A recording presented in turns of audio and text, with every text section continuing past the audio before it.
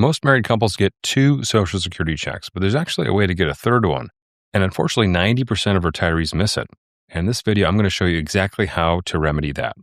And stick around because I'm also going to show you the specific numbers and the strategy for using your investment portfolio to maximize your benefits, including, unfortunately, why your break-even math is leaving you broke. If you're new to the channel, my name is Ben Brandt. I've been a financial advisor for almost 20 years, focusing on retirement planning, and I want to help make your retirement even better. Now, here's where we're starting from. More than half of Americans claim Social Security before their full retirement age, and unfortunately, fewer than 10 wait until age 70 to get their maximum benefit. Now, 62 is the earliest you can claim, unless you're a widow, and then that's age 60. And I get why people claim as early as possible. You've been paying into this system your entire career. I mean, the check is waiting there for you. Why wait? I get it. But here's what's happening right now that I find really concerning.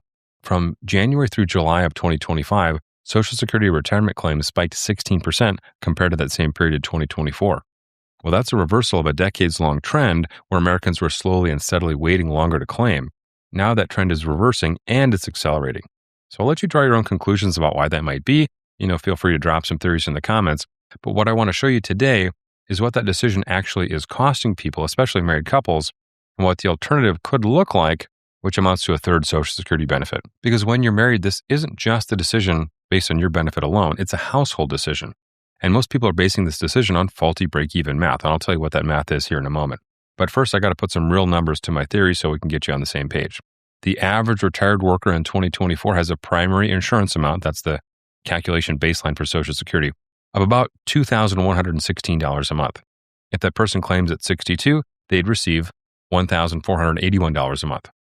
Alternatively, if they wait until 70, they'd receive $2,624 a month. It's a 77% difference in their monthly check for that same person, just a different claiming age. Now let's look at a married couple, both with that same average benefit.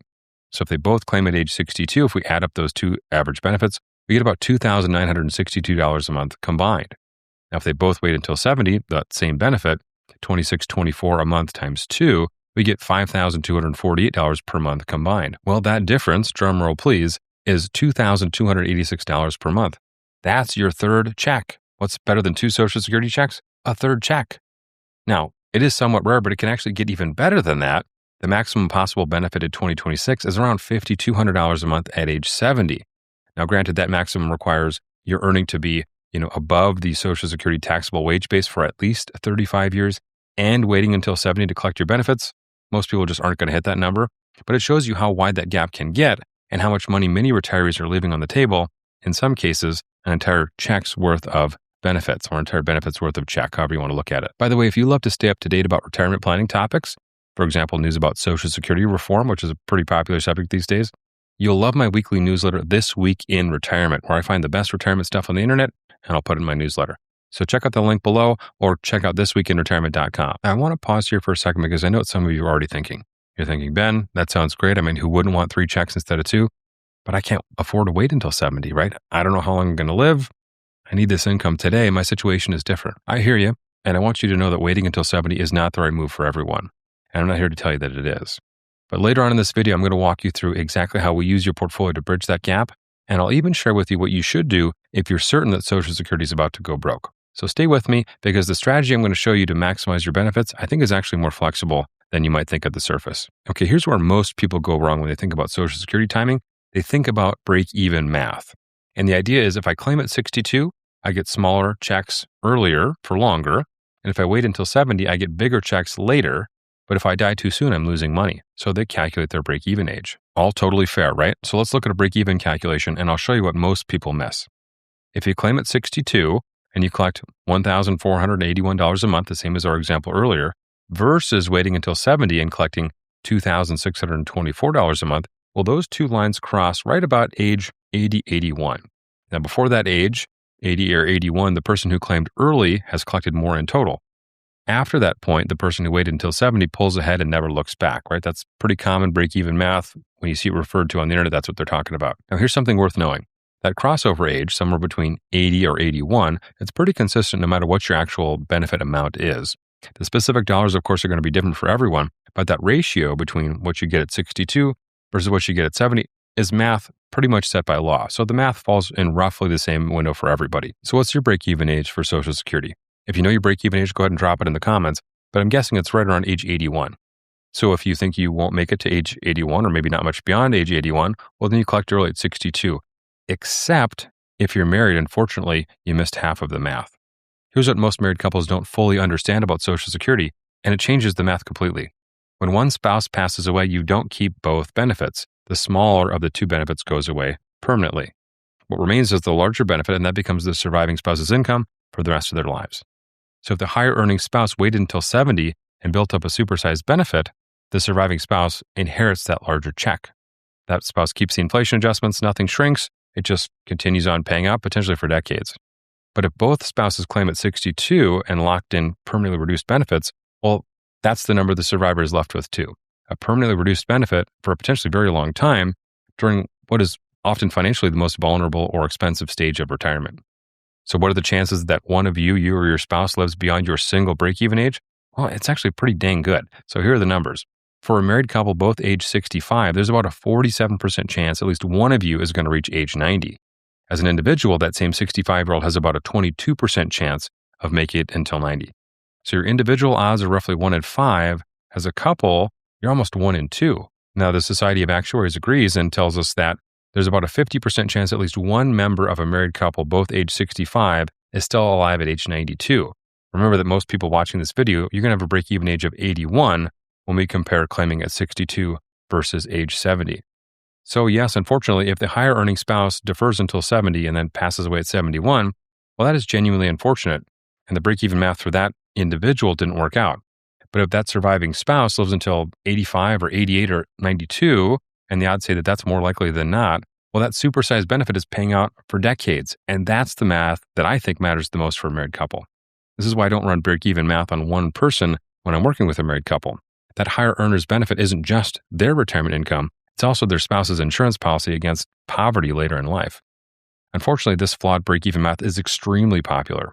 A 2022 study found that more than 90% of workers between 45 and 62 should wait until 70 to maximize their benefits, but fewer than 10% actually do. And that gap is where a lot of retirement income gets left behind. Now, I've made a lot of videos and podcasts about Social Security, well over 500 episodes at this point, so I already know what many of you are thinking. Ben, Social Security is about to go bankrupt, and I'm going to grab my benefits before they disappear. I'm going to get while the getting's good. And I hear that, and I want to give you a very straight answer. Social Security cannot go to zero. It's funded by dedicated payroll tax. Every single month, workers across the country are paying into the system, and that money funds current beneficiaries. So money comes in and money goes out. As long as somebody in America is earning a paycheck and paying payroll taxes, and that's not going away anytime soon, there is money flowing into Social Security. The lights just can't automatically go out. Now, here's what is true.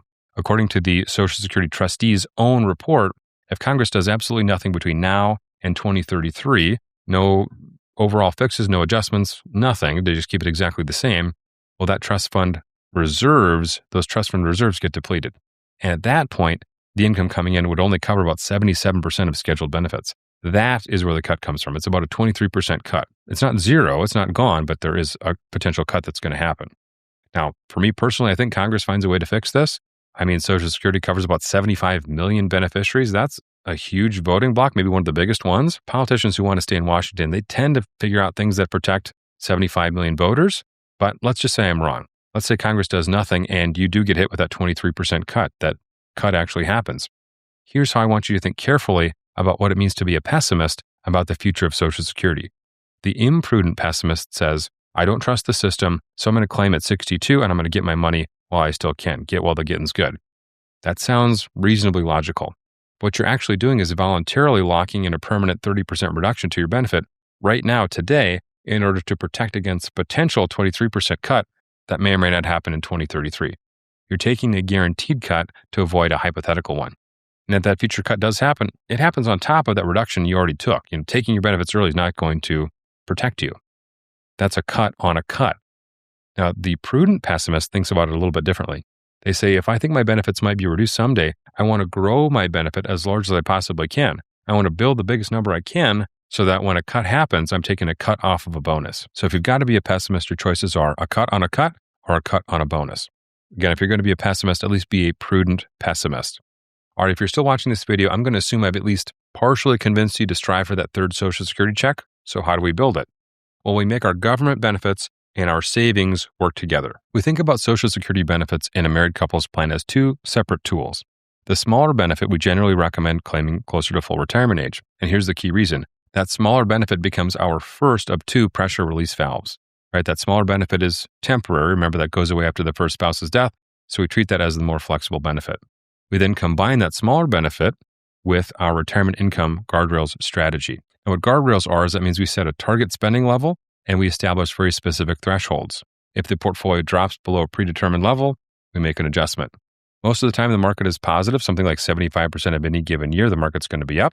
So in good years, we just let Social Security keep growing in the background while we pull our income from our portfolio. But inevitably, when the market has a rough stretch and our portfolio drops below that bottom guardrail, instead of cutting our lifestyle, then we pull our first lever. We turn on that smaller Social Security benefit and we reduce the amount coming out of our portfolio by that same amount. So now the pressure on our portfolio goes down, but our income stays stable, right? We didn't have to cut our total spending to do it. We just started taking some of our income from a different source, in this case, Social Security. If the market cooperates, which again, it does most of the time, we hold on to that higher earners benefit all the way until age 70. And if we have a little bit of luck with sequence of returns in those early years, what we often end up with is two supersized Social Security checks, i.e. a third check. That's what we've been building towards. Now here's what the picture looks like 10 years into retirement. We have two supersized Social Security checks, say that fast 5 times, and we're covering often between half and 2/3 of our monthly expenses in many cases.